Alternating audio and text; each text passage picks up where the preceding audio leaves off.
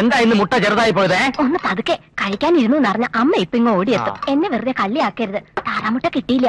ഈ കോഴിമുട്ട തന്നെ സംഘടിപ്പിക്കാൻ ഞാൻ പെട്ട പാട് എനിക്കേ അറിയൂ. എന്താ കോഴികൾ സ്ട്രൈക്കിലാണോ? മുട്ട ഇടിയില്ലേ? ഇന്നലെ രാത്രി സെലീൻ ചേച്ചി ചോദിക്കുന്ന കേട്ടു 20 താറാമുട്ട വാങ്ങി വെച്ചിട്ട് ഇത്ര പെട്ടെന്ന് എങ്ങനെ തീർന്നു. എന്നും രാവിലത്തെ ഈ പുട്ടുമുട്ട പരിപാടി ചേട്ടത്തിമാരാരെങ്കിലും അറിഞ്ഞോ? ഇല്ല.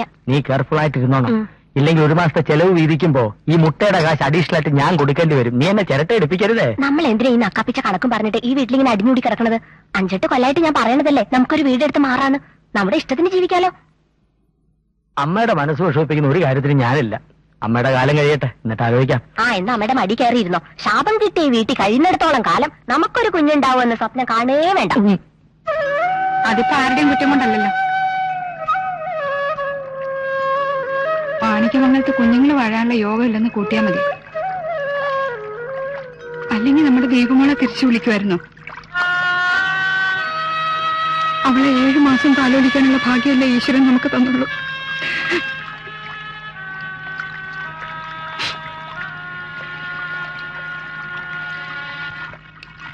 തറവാടിന്റെ വിധിയോ തലമുറകളുടെ ശാപമോ എന്തോ ആയിക്കോട്ടെ, ഒരു പേരക്കുട്ടിയെ കൊഞ്ചിക്കാനുള്ള അമ്മയുടെ അവകാശം നമുക്ക് നിഷേധിക്കാൻ നോക്കുമോ?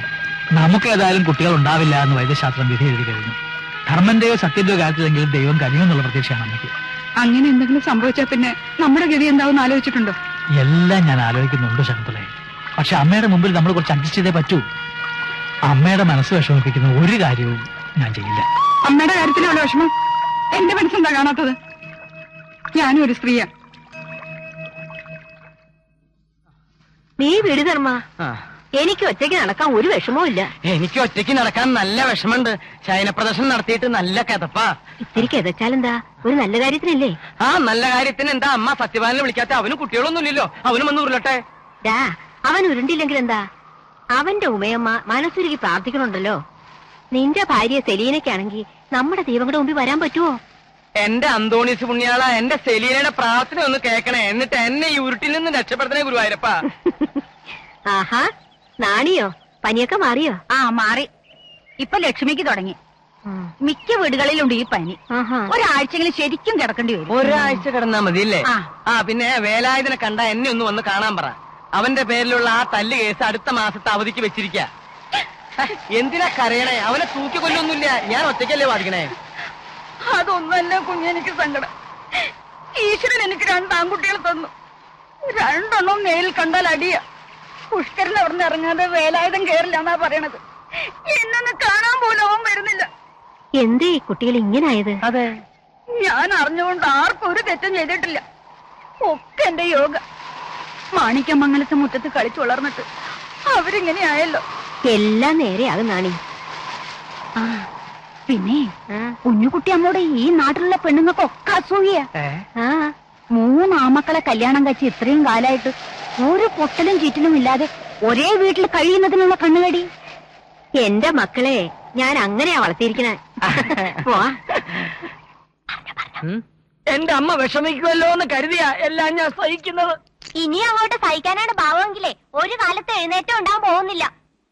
ഒന്നുമില്ലെങ്കിൽ നിങ്ങളൊരു പോലീസുകാരനല്ലേ? മുഖത്ത് നോക്കി ചോദിക്കാൻ എന്റെ എത്ര ധൈര്യക്കുറവ്? എനിക്ക് ധൈര്യക്കുറവൊന്നും ഉണ്ടായിട്ടല്ലടി.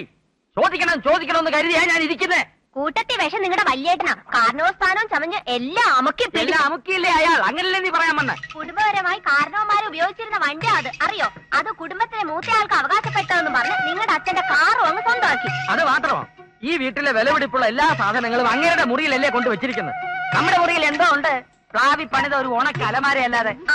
അങ്ങനെയാ ബുദ്ധിയുള്ളവര്. തേക്കിലും ഈട്ടിയിലും ഉള്ളതൊക്കെ നേരത്തെ അങ്ങ് കൈക്കലാക്കി. നമ്മളോ മണ്ടന്മാരും. 2 ചേട്ടന്മാര് കാറി വലത്തുമ്പോ ഇവിടെ ഒരാൾക്ക് ലോട്ടക്ക് സൈക്കിള്. എന്തിനും അന്തസ്സോ അഭിജാത്യോ പോലെ പോന്ന മാണിക്യമംഗലത്തിന് അതില് കുറച്ചിലൊന്നുമില്ലേ? അതോ നിങ്ങൾ ഇനി മാണിക്യമംഗലത്തെ സന്തതി അല്ലെന്നുണ്ടോ? എന്റെ അമ്മ അത് നിഷേധിക്കാത്തടത്തോളം കാലം ഞാൻ മാണിക്യമംഗലത്തെ സന്തതി തന്നെ ആണടി. അയ്യോ, നിങ്ങളുടെ വലിയ ബാങ്ക് മാനേജർ കാറ് വേണ്ട, ഒരു സ്കൂട്ടറെങ്കിലും എടുത്ത് തന്നൂടെ? നമ്മളെന്താ പിന്നെ ഞാനിപ്പോ അവനും കൂടെ ലോൺ എടുത്ത് കൊടുക്കാതെ കുഴപ്പമേ ഉള്ളൂ. ഒരനിയന്റെ ഭാര്യയുടെ ആങ്ങളയ്ക്ക് ബിസിനസ് തുടങ്ങാൻ വേണ്ടി 75,000 രൂപ ലോൺ 78,000 രൂപ ലോൺ എടുത്ത് കൊടുത്തിട്ട് വർഷം 1 കഴിഞ്ഞു. ഇതുവരെ ഒരു തവണയെങ്കിലും അടച്ചിട്ടുണ്ടോ? ഹെഡ് ഓഫീസിൽ നിന്നുള്ള ചോദ്യങ്ങൾക്ക് മറുപടി പറഞ്ഞ് ഞാൻ നാണം കിട്ടു. ഇനി മറ്റേ അനിയന് വേണ്ടി കൂടെ ഒന്ന് നാണം കെട. തറവാട്ടുകാരനവരായി പോയില്ലേ? എന്തിനാ സ്കൂട്ടർ ആക്കുന്നേ? ഒരു കാർ തന്നെ വാങ്ങിച്ചു കൊടുക്കാം. പക്ഷെ ഒരു കാര്യമുണ്ട്, അവന്റെ അവളുടെയും കൂടെ മൂത്രം കൂട്ടി ഒഴിച്ചാ വണ്ടി ഓടൂല. അതിന് പെട്രോൾ തന്നെ വേണം. നിങ്ങൾ ഇങ്ങോട്ടൊന്ന് വന്നേ, ഇങ്ങോട്ടൊന്ന് വരാൻ.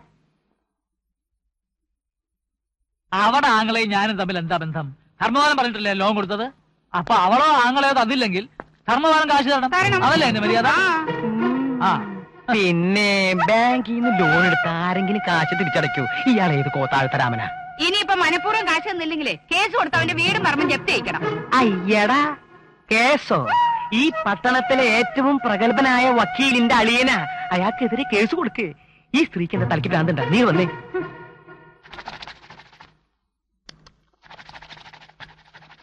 സത്യ, നീ വന്ന് കാപ്പ് കുടിക്കേ. ഇതാ വരുന്നമ്മേ. ആ ധനപാല, ധർമ്മപാല, കാപ്പുടിക്കാൻ വന്നോളൂ. വരുന്നു അമ്മേ.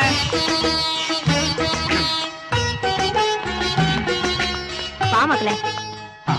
അയ്യോ, വല്യേട്ടന്റെ കവിളിന് എന്തോ ഒരു വീർപ്പ്. പല്ലുവേദന ഉണ്ടോ? നോക്കട്ടെ. ഒന്നുമില്ല, അവന് വല്ല തോന്നുക. കൊച്ചാട്ടൻ തോന്നില്ലേ? നോക്കട്ടെ നോക്കട്ടെ നോക്ക് മക്കളെ. ആ, ചെറുതായിട്ടൊന്ന് വീർത്തിട്ടുണ്ട്. പക്ഷെ അസുഖമൊന്നും അല്ല. നന്നായതിന്റെ ലക്ഷണ. ഇന്നലെ ഇല്ലായിരുന്നല്ലോ വീർപ്പ്. ഒരു ദിവസം കൊണ്ടുവരുത്താൻ നന്നാവൂ. നീ എന്നെ വെറുതെ രോഗിയാക്കരുത് കേട്ടോ.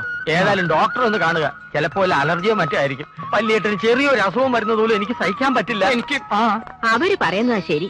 വൈകുന്നേരം ബാങ്കിൽ ഇറങ്ങുമ്പോഴേ ഡോക്ടറെ ഒന്ന് കണ്ടുകളാ. എന്റെ അമ്മ, എനിക്ക് അസുഖമൊന്നും ഇല്ലെന്ന്. അത് നീയാണോ തീരുമാനിക്കുന്നത്? നിന്റെ അനിയന്മാരുടെ സന്തോഷത്തിന് വേണ്ടിയിട്ടെങ്കിലും നിനക്കൊന്ന് പോയി കണ്ടൂടെ? പ്രായത്തിൽ 1 or 2 വയസ്സ് മൂത്തതാണെങ്കിലും വല്യേട്ടൻ എനിക്ക് അച്ഛന്റെ സ്ഥാനത്ത് മാത്രമേ കാണാൻ കഴിയൂ. അല്ലേ സത്യ? പിന്നെ അല്ലാതെ വല്യേട്ടൻ എന്താ അത് മനസ്സിലാക്കാത്ത? ഇനി കൺസൾട്ടിങ് ഫീസ് കൊടുക്കാൻ കാശില്ലാഞ്ഞിട്ടാണെങ്കിൽ ഞാൻ തരാൻ വല്യേട്ടാ. നിന്റെ മുഖത്തെ ചെറിയൊരു വ്യത്യാസം പോലും അവർ ശ്രദ്ധിച്ചു കണ്ടില്ലേ? അതാ സഹോദര സ്നേഹം. എന്റെ കാലം കഴിഞ്ഞാലും ഇങ്ങനെയൊക്കെ തന്നെ വേണേ മക്കളെ. അമ്മയുടെ കാലം കഴിഞ്ഞാലും ഈ സ്നേഹം ഇരട്ടിക്കത്തേ ഉള്ളൂ. പുറമെ കാണുന്നത് പോലെ ഒന്നുമല്ല, ഉള്ളിൽ സ്നേഹത്തിന്റെ ഒരു കടല് തന്നെയാ. കുറച്ചു മുമ്പ് അതിൽ എന്തൊരു തിരയായിരുന്നു. അതുകൊണ്ടാ ഞാൻ വല്യേട്ടന്റെ മുഖം ശരിക്കും ശ്രദ്ധിച്ചത്. അമ്മ എന്തിനാ കരയണേ? ഒന്നുമില്ല മക്കളെ, നിങ്ങളുടെ പരസ്പര സ്നേഹം കണ്ട് അമ്മയുടെ മനസ്സ് നിറഞ്ഞു. അതിനാണ് അമ്മ കരഞ്ഞത്.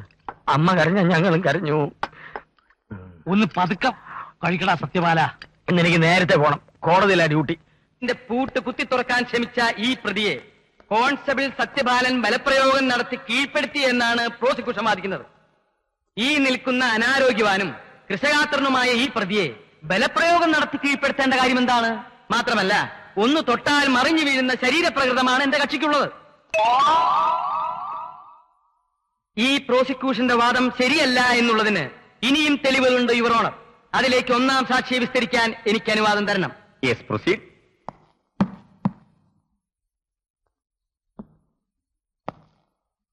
എന്താ പേര്? ചോദിച്ചത് കേട്ടില്ലേ? സത്യപാലൻ. ഫുൾ നെയിം എന്താ? സത്യപാലൻ തമ്പി. ആദ്യം ചോദിച്ചപ്പോ മുഴുവൻ പേരും പറയാത്തത് എന്താ?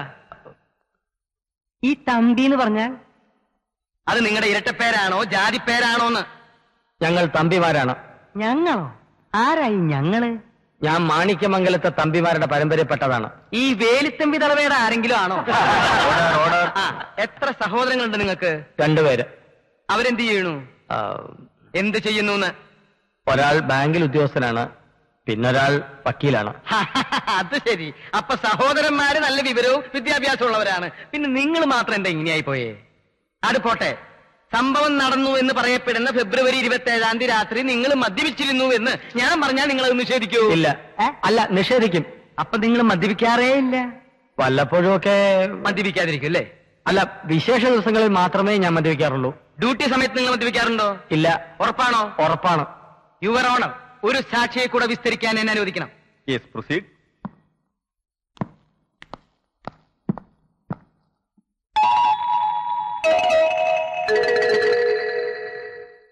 അനിരുദ്ധന് എന്താണ് ജോലി? ഞാൻ സന്ധ്യാബാറിൽ സപ്ലയർ ആണ് സാർ. ഈ നിൽക്കുന്ന സത്യപാലനെ നിങ്ങൾ ഇതിനു മുമ്പ് കണ്ടിട്ടുണ്ടോ? ഉണ്ട് സാർ. എവിടെ വെച്ച്?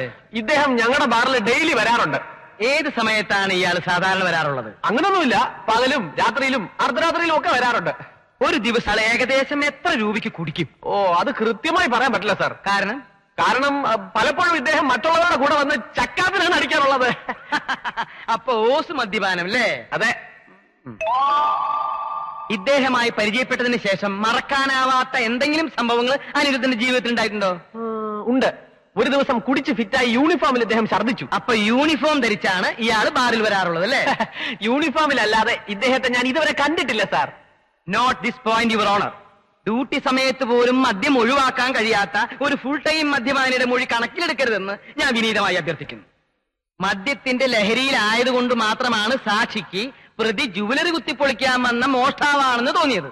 കേസിൽ പറയുന്നത് പോലെ പ്രതി ചുറ്റിക, ടെസ്റ്റർ, സ്ക്രൂ ഡ്രൈവർ തുടങ്ങിയ സാധനങ്ങൾ കൈവശം വെച്ചത് അദ്ദേഹം ഒരു കള്ളനായതുകൊണ്ടല്ല, മറിച്ച് ഈ പട്ടണത്തിലെ ഒരു മികച്ച ഇലക്ട്രീഷ്യൻ ആയതുകൊണ്ടാണ്.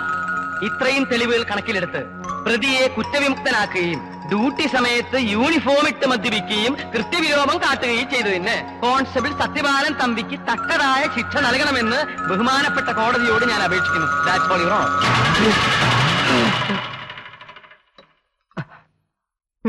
പായസോ? ചായ ഇല്ലേ അമ്മേ? ചായ വേണേ പിന്നെ ഉണ്ടാക്കി തരാം. ഇത് ചൂടാറുന്നതിന് കഴിക്കേ. നല്ല ഒന്നാന്തരം പായസമാ. ആഹാ, അസലായിരിക്കട്ടമ്മേ. ഇന്നത്തെ പ്രത്യേകിച്ച് വിശേഷം? ധർമ്മൻ ഇന്ന് വാദിച്ച കേസ് ജയിച്ചു. അവൻ ജയിച്ചു വന്നാൽ ഉടനെ സെലീന പായസം ഉണ്ടാക്കും. എന്താടാ? എന്തോ ഒരു ടേസ്റ്റ് വ്യത്യാസം. ഏലക്കയുടെ ആയിരിക്കും. അല്ലമ്മേ, ഒരു വൃത്തികെട്ട ടേസ്റ്റ്. ഇത് പായസമാണെന്ന് എനിക്ക് ബിലീവ് ചെയ്യാനേ കഴിയുന്നില്ല. അസലായിട്ടുണ്ടെന്നല്ലേ നീ എന്നോട് പറഞ്ഞത്? അങ്ങനെ ഞാൻ പറഞ്ഞിട്ടില്ല. അസലായിട്ടുണ്ടോ അമ്മേ എന്നാ ഞാൻ ചോദിച്ചത്. ഓ, അറിയാതെ ഞാൻ കുടിക്കുകയും ചെയ്തു. അമ്മേ, പായസം കഴിഞ്ഞോ? 3 ഗ്ലാസ് കുടിച്ചിട്ടും എനിക്ക് മതി വരാത്തതുപോലെ. നെയ്യും പഞ്ചസാരയും ഒക്കെ പാകത്തിന്. അമ്മേ, നമ്മുടെ സത്തിന് കൊടുത്തോ? അവന് വേണ്ടെന്ന് പറയുന്നു. അയ്യോ, അതെന്താടാ? നീ പായസം കണ്ടാ മതി മറക്കുന്നവനാണല്ലോ. പായസം കണ്ടാലേ മതിഭ്രമം ഉണ്ടാറുള്ളൂ. വളിച്ചത് കണ്ടാ സത്തിന് തിരിച്ചറിയാം. വളിക്ക് ചൂടാറിയിട്ട് പോലും ഇല്ല. അത്ര പെട്ടെന്നൊന്നും ഈ ചൂടാറില്ലമ്മേ. എന്നാലും എല്ലാത്തിനും ഒരു ചൂടുള്ളത് നല്ലതമ്മേ. പിന്നെ പക്ഷെ അധികം ചൂടായാൽ ചിലപ്പോ പൊട്ടിത്തെറിക്കും. നിനക്ക് എന്താ പറ്റിയ സത്യ? നിനക്ക് എന്താ അനിയെ പറ്റിയേ? ഒന്നും പറ്റിയിട്ടില്ല. ഈ സാധനം എനിക്ക് വേണ്ട. ഇനി ഞാൻ കഴിച്ച കുടൽ വരെ ഛർദ്ദിക്കും. എന്നാ പിന്നെ അവനെ നിർബന്ധിക്കണ്ട അമ്മേ. ഇപ്പൊ തന്നെ അവൻ തളർന്നിരിക്കല്ലേ. അങ്ങനെ തളരുന്നവനല്ല ചേട്ടാ ഈ കോൺസ്റ്റബിൾ സത്യപാലൻ തമ്പി. നിയമം കയ്യിലെടുത്താ വിവരം അറിയും. അപ്പോ കാലുകൊണ്ട് തട്ടിയാലോ? തിരിച്ചു തട്ടുന്നതല്ലേ ബുദ്ധി. നിങ്ങൾ എന്തൊക്കെയായി പറയുന്നത്? അമ്മയ്ക്കൊന്നും മനസ്സിലാവുന്നില്ല. ഞങ്ങള് കടങ്കഥ പറഞ്ഞ് കളിക്കുകയാണമ്മേ. അമ്മ ഒരു കടങ്കഥ കേട്ടതുണ്ടാ? അതെ, ഒരു പോലീസുകാരോ കുടിച്ചില്ലക്കില്ലാണ്ട് മാറി. ഊമ എവിടെ? ഉമ്മ കുളിക്കുക. എന്നിട്ട് കാശ് കൊടുക്കാനില്ലാത്തോണ്ട് എന്ത് ചെയ്യുന്നു? അവള് കുളിക്കുകയാണ്. നീയും പോയി കുളിക്കി. എന്നോട് കളിച്ചാൽ ഞാൻ കുളിപ്പിച്ച് കിടത്തും.